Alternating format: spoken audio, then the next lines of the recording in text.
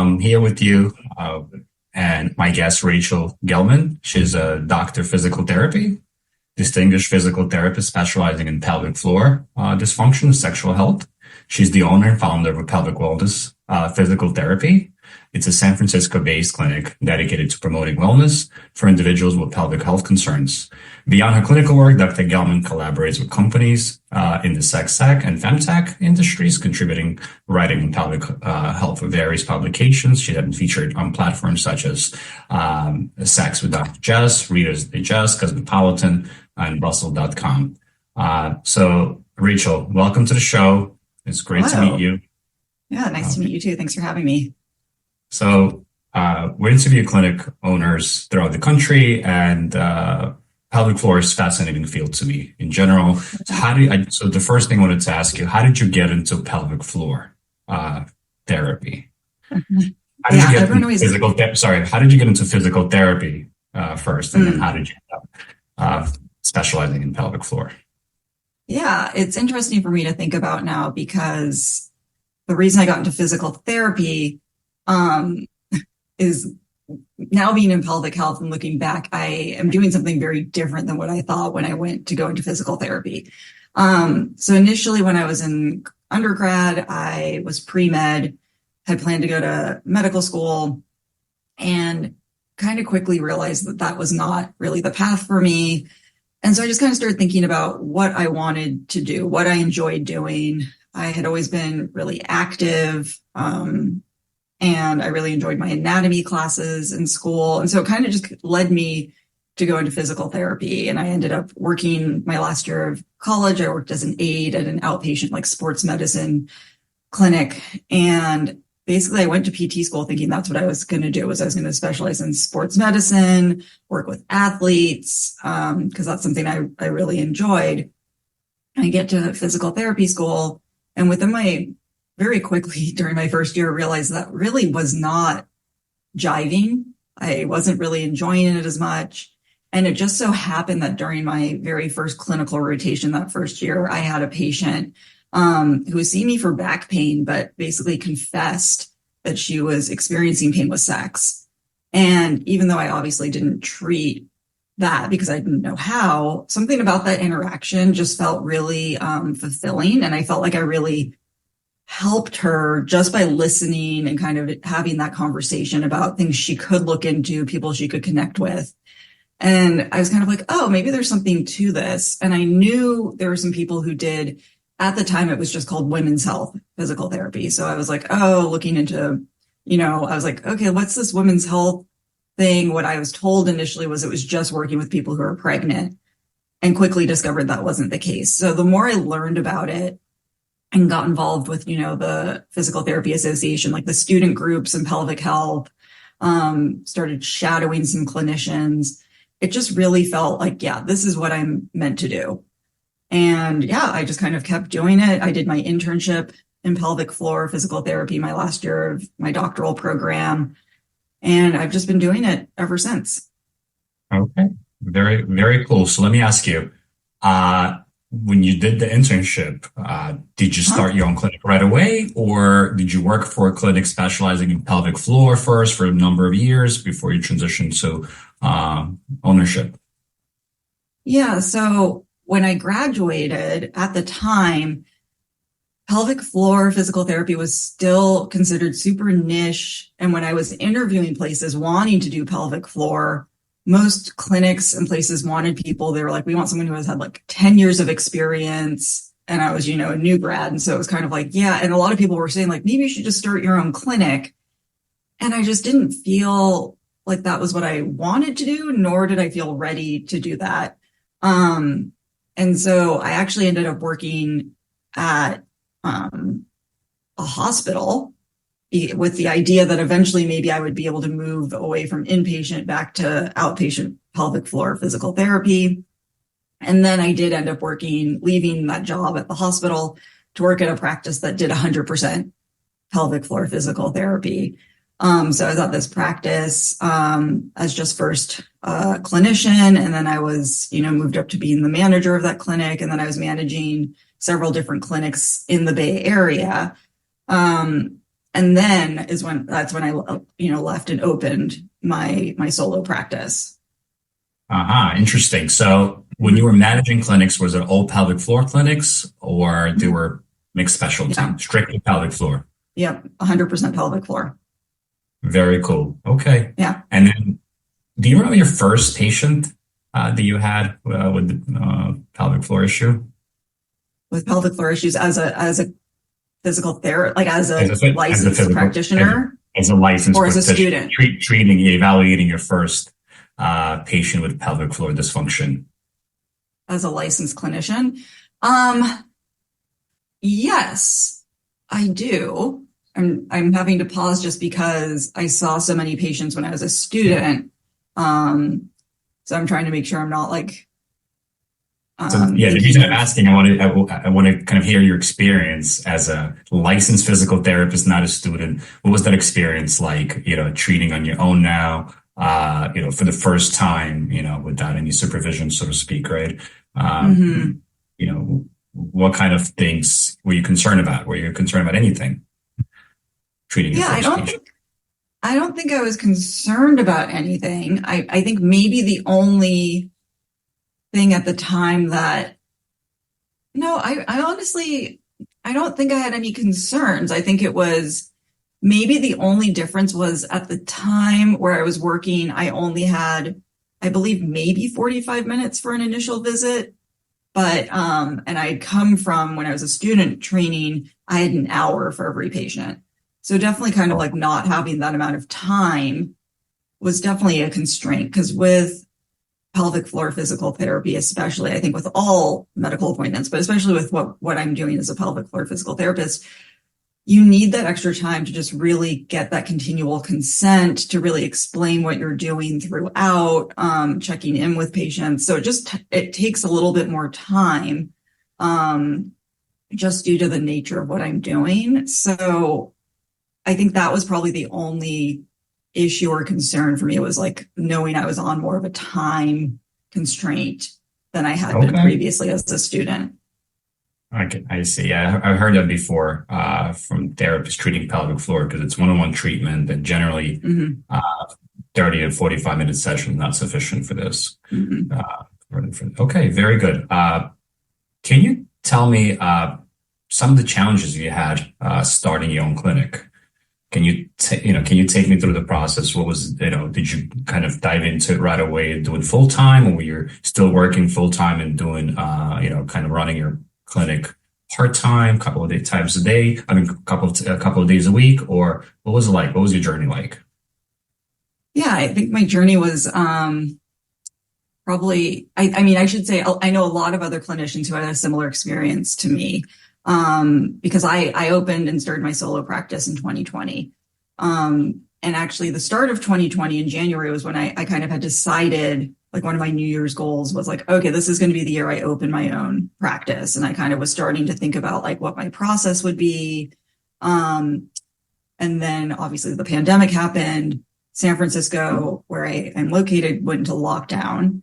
And so I was no longer working. And part of me was like, oh, like maybe it's not the right time to open my own thing, because like we don't know what's going to happen. Everything's shut down. But I still kind of felt like, well, I think I should still do it. I think I should still open my own thing. And it ended up actually working out really well, because everything was so, because I was able to have the opportunity and had time to really think about how I wanted my practice to look, to really spend time looking at spaces because I had the time. And I really had the ability to control my environment.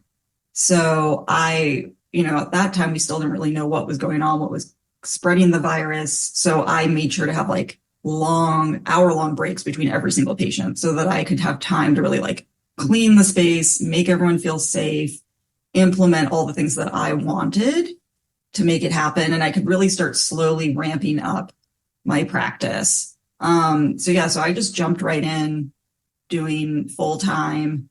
And it worked out really well. Wow. It's pretty impressive. 2020, starting a clinic. People are shutting down. You're actually opening up. That's It's very, very Yeah. different from what I've heard before from physical therapists starting clinics around the Yeah, same but I time. will say, at least in of my colleagues in pelvic floor physical therapy, a lot of people did something similar because, things were closing or people were like, their practices were not seeing patients. So I have a lot of friends and colleagues that opened their practices, their solo practices during the pandemic, and it went really well. Uh-huh. So it actually, I think for a lot of people was like a really good time to make that shift and transition. Because the other clinics were closing, so there was more demand. Other clinics were closing, and for a variety of reasons, because there was sort of this sort of pause that I think people were able to kind of reflect and think like, is this what I want to be doing? Do I want to open my own thing if I've been thinking about it? Or if people felt like they were being, I know some people were talking about like they felt like they were being pressured to be seeing patients in person when they didn't feel comfortable with that. So they wanted to shift and have a virtual practice. So I know several people who shifted and opened their own like 100% virtual Mhm. practice. So I think it kind of just allowed people to take chances, given that there was a lot of, essentially chaos and turmoil happening. Okay, makes sense. And I would like to actually talk a little bit more about you starting your clinic, the initial, Mm-hmm. 6 months. Uh, Again, a lot of people that are starting clinics, the main concern is how do I get my, first 10 patients through the door, right? Was that a Mm-hmm. concern for you? Did you have a plan, how are you going to get referrals, or you had, your name was known already at this time and people are looking for you? Can you tell me like the first 6 months in practice, what was it like and how did you get your first 10 patients? Yeah, I mean, I think it's always a concern. You're always concerned, like, are people going to be scheduling? You hope that they do. Yeah. But I think, yeah, I definitely had the fact that I had been practicing for a while at that point. I'd been practicing at that time for 8 years. So, I think I did have like I was here. I knew different clinicians that I could reach out to and say like, hey, I've opened my own thing. Here's my information if you want to send patients. But it ended up being, I don't want to say easy, but not, I was really scared. And I think a lot of people are when they first open, but it ended up, I made some posts on social media. I launched my website and opened up my online scheduling and people scheduled. And, kind of, I think the more active I became online, posting on social media, reaching out to clinicians, sending marketing letters, doing things like that. It definitely helped ramp up my caseload. And I think also, again, at the time, being that I didn't want this like overwhelming, like I didn't want to be seeing 10, 20 patients a day. I wanted to keep it, to a few patients a day, only a couple days a week. I was offering virtual sessions too. Okay. So I think it was nice that I didn't feel that amount of pressure to have this like 80-person caseload. And also going back, even though we were on lockdown, I think since so many people then were like working from home, they now had the time. I had so many people coming in saying like, now that I'm not having to commute and I'm here in the city, it's easier for me to come to an appointment. So a lot of people who had been like kind of pushing off going to physical therapy were now seeing it as a time to kind of actually come in. And for some people, they would tell me, I was the only person they had seen in like real life. They lived alone. They weren't Mhm. seeing anyone. Their family was not in the city. So they really were like, if I didn't come to physical therapy, I wouldn't see another person. So I think for Mhm. some people, it kind of was also an opportunity to have some like human interaction.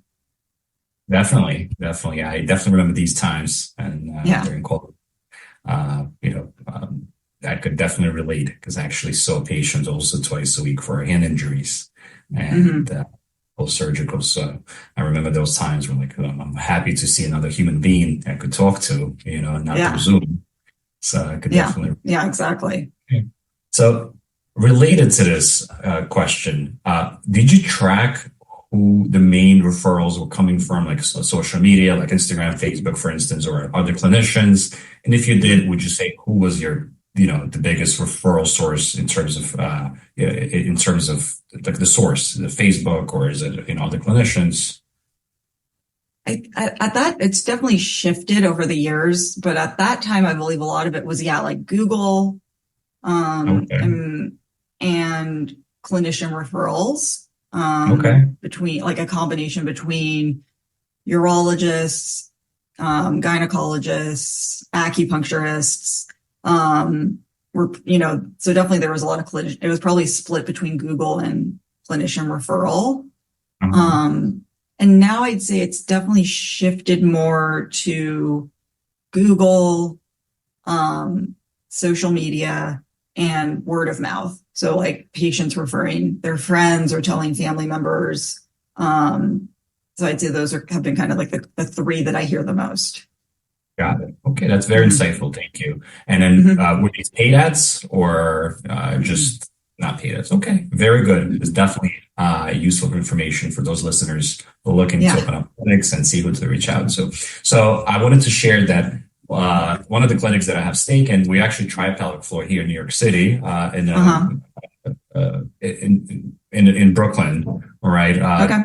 And so what's interesting, what I've discovered when we started offering pelvic floor therapy services, a lot of clinicians did not know that physical therapists treat pelvic floor Mhm. dysfunction or didn't even know such a thing as pelvic floor therapy. And it was Yeah. what surprised me the most. It was actually gynecologists or BGYN doctors that were not familiar. So educating a potential referral source was Hmm. harder than expected. Can you relate to this? Was that something you encountered as well, or it was different in California, in San Francisco? I think, again, I mean, going back to how I started, given that I was out of practice that was established and had a lot of connections already in the community. Um, so, I kind of have a different like background in that there were people I already knew who were familiar with Yeah, it. yeah, got it. But I will say I still definitely, meet doctors or providers, and I'm having to explain what I do.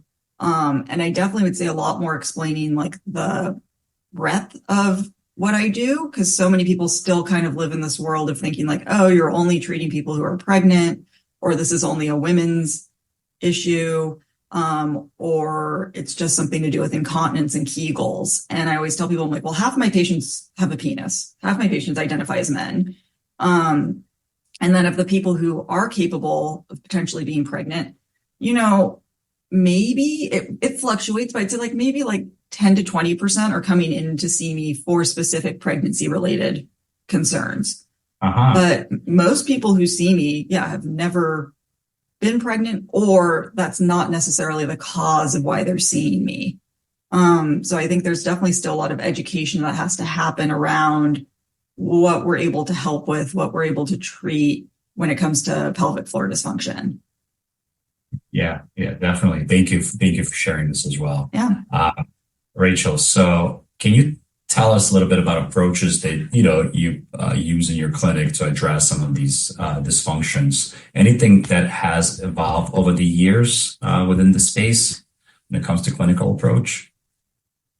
Um, yeah, I think more and more what I realize and what I talk to people about when I teach students, and when I'm teaching people, I'm like, the biggest thing I find that is so helpful is education, and really spending time talking to people about like what these muscles are, what they do, how they can become dysfunctional, and how that can relate and cause whatever symptoms they're experiencing.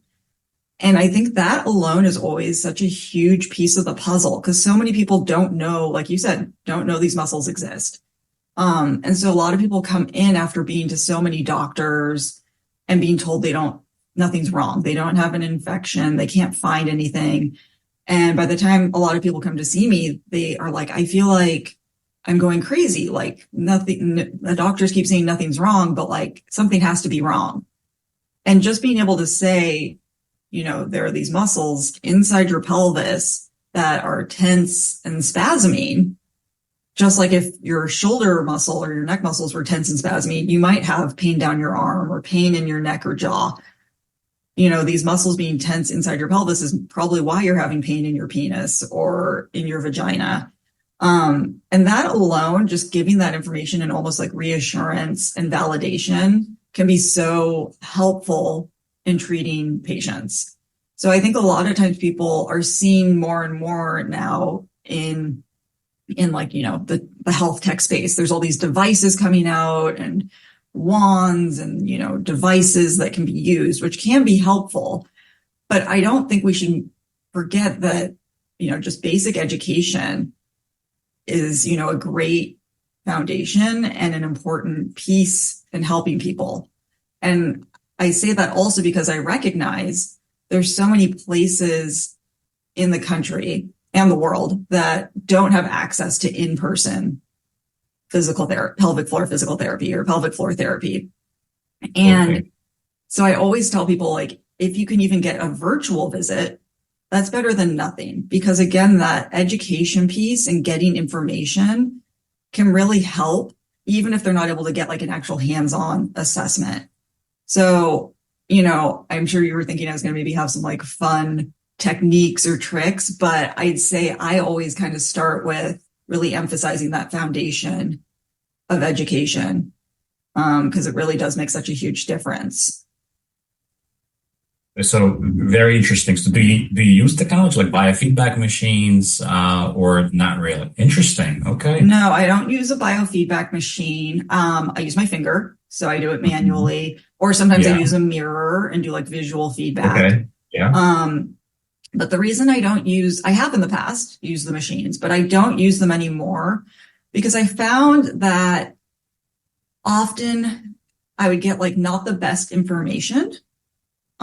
Because really like someone could be, just squeezing their butt or holding their breath, or, it's picking up some signal that's not a true pelvic floor contraction. And then maybe they're not actually relaxing, or, I just don't know if they're actually doing what I want them to be doing. So if I'm using my own finger, obviously a gloved, lubricated finger, to assess what I'm feeling internally, it gives me a better sense of like what is actually happening. Are they getting like full contraction of these muscles? Is it just like the more anterior muscles? Is it the full thing? Do I feel like they're kind of like just kind of shaky, like struggling to get the contraction? What's happening? And it helps me then be able to change my cueing for people. And also most of the time, probably like 95% of my patients, we're working on actually relaxing the pelvic floor.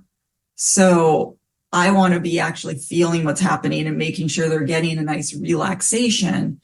And sometimes the biofeedback machines don't always assess that as well as if I'm doing it again with like a mirror or my own finger, or doing it manually. So yeah, I don't use the machines in clinic. I definitely have some people I recommend getting them. But it's rare. But yeah, in clinic, I don't really use a lot of technology. I'd say the biggest maybe like technology that I recommend to people that I'm not using in clinic, but that I recommend to people, is to get some sort of like vibrator or sex toy. And that's probably the thing I recommend the most, over any type of like a biofeedback machine. Okay. Very, very, very interesting. Because it's different what I hear from some other pelvic floor clinicians. It's their own unique approach. Very cool.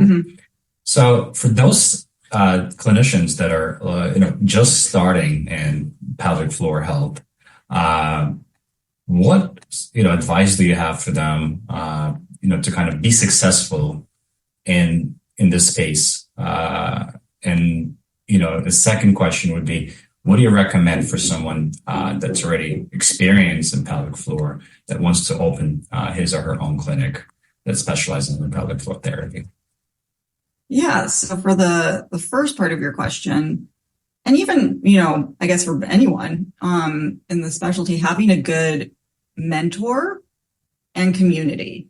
So I was really lucky that I had a lot of mentors in my life who really taught me like not only my hands-on manual skills, but my clinical reasoning, my critical thinking, getting ideas of how to communicate things to patients and getting that language started in my brain and given tips on how to talk to people. So I think getting a good mentor, ideally more than one, because as you've discovered, we all have different approaches. Yeah. So it can be really easy if you only have one mentor to really kind of get stuck in a box, if you will, of how you're going to be treating. And I think it's a good idea to have multiple sort of ideas of how you can treat different patients and get that kind of variety in your toolbox. And even now, I have, a group of us that we meet and we talk to each other about our, what are you doing for this? Or like, have you discovered anything new for this? Or do you know a doctor here? So you need to have a community of people that you trust, and that they're treating in a way that you jive with and are in line with.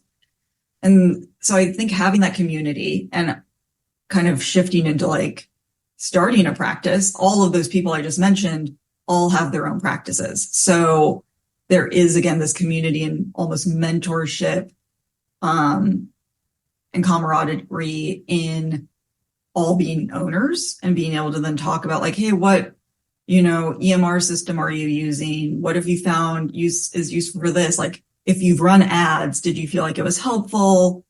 How did you do it? Getting all of that sort of feedback from each other because we're all in the same space. So I think having that kind of community and mentorship is really beneficial and, in my opinion, necessary. And I'd say, if you're wanting to open a practice, I definitely think it's a great idea. I've really enjoyed it. I think most people I talk to really enjoy it. I think making sure you feel like you have a good grasp on your clinical skills, because if you feel confident in how you're treating patients, like all of the other stuff, I think falls in line, or you can find people to help you. Like I hired a lawyer because I'm not a lawyer. So I wanted to make sure all my stuff was done correctly. And, so I have a person who does my legal stuff. I have a really good accountant. He does all of my finance stuff because I'm not a finance person. So I think recognizing like you don't have to know everything for the business side of things. You can find people who can help you. But Absolutely. If you don't have the good clinical sort of confidence, then that, you might struggle then in being, especially if you're starting as a solo practitioner, it might be really hard and it will be difficult, I think, to start something if you don't feel like you have that strong baseline. Okay. Makes sense. Makes sense. Thank you for sharing this. Actually, a lot of the issues I think a lot of clinicians have, challenges they're facing starting a clinic is, oh my God, I have to figure out this whole lease situation, right? Or am I allowed to do this? And like you said, the best advice is to get to a professional that's familiar and not try to research these things and be afraid if you're got the wrong information from online. That definitely makes sense. And Rachel, so one of the things I wanted to also know, do you have some challenges balancing your clinical work with running a clinic, right? How do you balance these two things? I feel like I do. And I think a lot of that has to do with I have structured my practice to be ideally as like streamlined as possible. So I have an EMR system that is also like my scheduling site. It's what I run all my payments through, and it kind of just does everything. So I don't need to have like a receptionist or an assistant because everything goes through this one site. Makes your life easier. Okay. Yeah.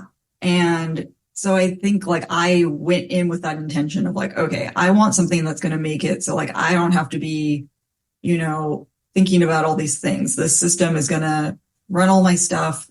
It gives me my sales reports, so then I can easily upload it to give to my bookkeeper, to to do all of that because again, I'm not an accountant or finance person. So I just want someone else who knows that stuff to be in charge of it.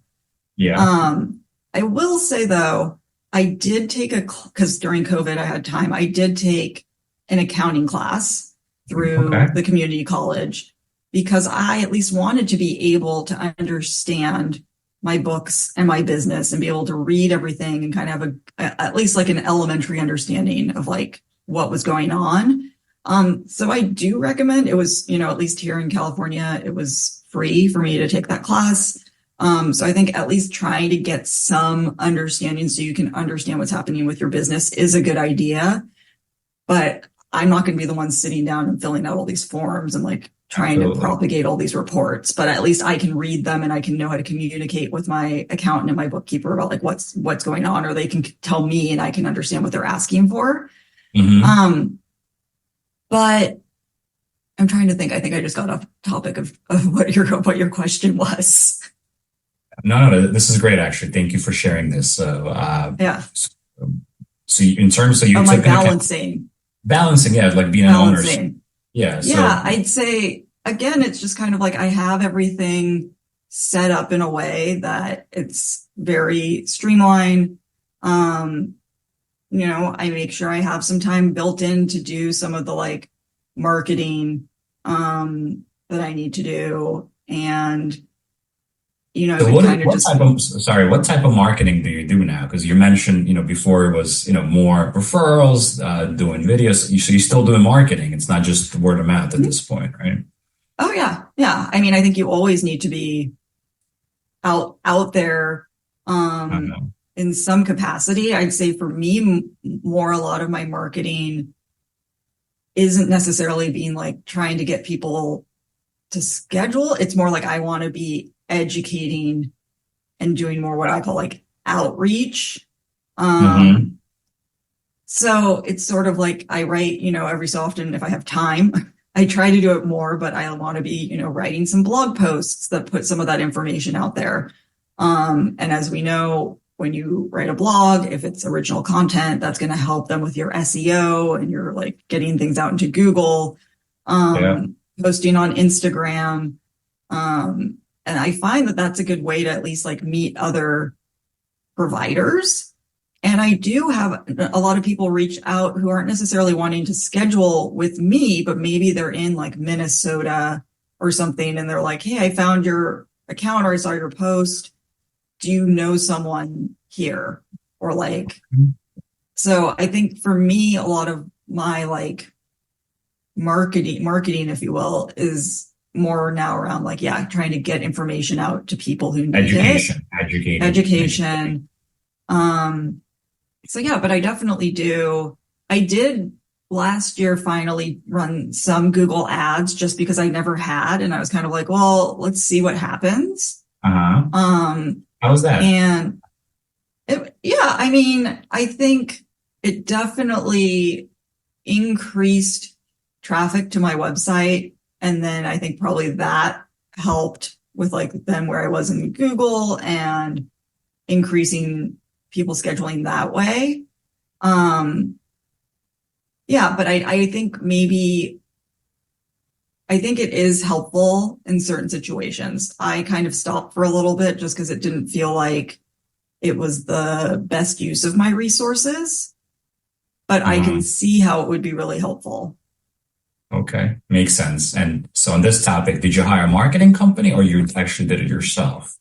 You hired? No, for that, and I think that's also, I try to find people I know, like have some sort of prior relationship to help me. So I knew someone from college who had recently left Google and started his own sort of marketing business specifically with Google ads. So I was like, oh, hey, like, would you be able to help me? I've always kind of thought about doing this. Like, I'd like to have you kind of like, I know you, can you do this for me? Same with my website. A girl I went to college with, she kind of did this on the side, did web design on the side. And so I was like, oh, can you help me? And she's kind of always done my website stuff. So I've been lucky that I know people who know things. You're leveraging relationships. Yeah, leverage the relationship, because also it just makes it, I think I feel more comfortable being able to ask questions that I'm always like, I'm sure this, like a lot of people might know this, but I don't because I'm a clinician. And so I feel like I can ask some questions that I might be more embarrassed to ask to a stranger. So yeah, so I did hire someone who was like an expert in Google Ads. And, he would give me all these very fancy reports that I honestly didn't understand most of the time, but it was nice to have all that data. Yeah. And it was very, an interesting, I think, learning experience just to kind of see what happens when you invest the resources. Because it definitely did increase patient scheduling and, traffic. So I think it was, a good investment for a bit, but it just kind of felt like, okay, that was a thing to try. I'm going to pause it for now and see if anything drastically changes going the other direction. And so far it hasn't. But if I do start to notice that, I might bring it back in. Got it. Okay. Very cool. So, thank you. And this makes sense. So as a clinic owner, right, scheduling appointments, doing marketing. One of the important aspects of running a clinic is billing. Do you see patients in network, out of network? It's only cash-based services that you offer. Only cash-based services. I don't contract with any insurances.